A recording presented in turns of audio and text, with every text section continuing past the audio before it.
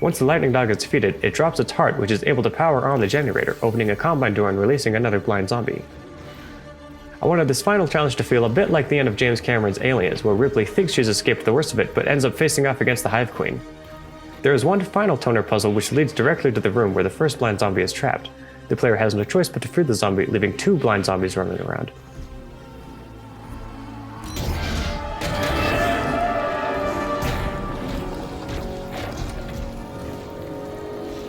The toner puzzle is pretty straightforward and there's no real gameplay challenges here.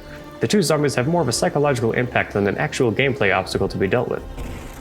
The player restores power, opens the combine door, and finally reaches the exit.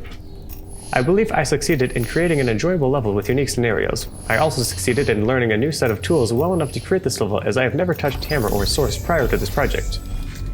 I don't think most players will end up trapping Jeff before the lightning dog is dealt with. I'm okay with that, as it is intended to be a reward for thoughtful and skilled players, but I do think it needs to be better communicated to the player that trapping Jeff is even an option in the first place. Players responded positively to the scripted sequences and creative encounters as I intended. From those that have played my level so far, it has seemed to be a pretty easy level for experienced players, and I expected this to be the case. I wanted players to enjoy themselves and be successful, but more skilled and experienced players definitely walked through parts of the level without issue. If I were to make another level, I'd create scenarios that cause players to work harder at their objectives while still being just as achievable.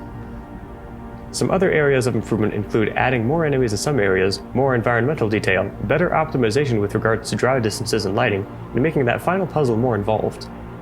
I also could add voice lines from the campaign to create some sort of story and help it feel less static. Thanks for checking out my level commentary.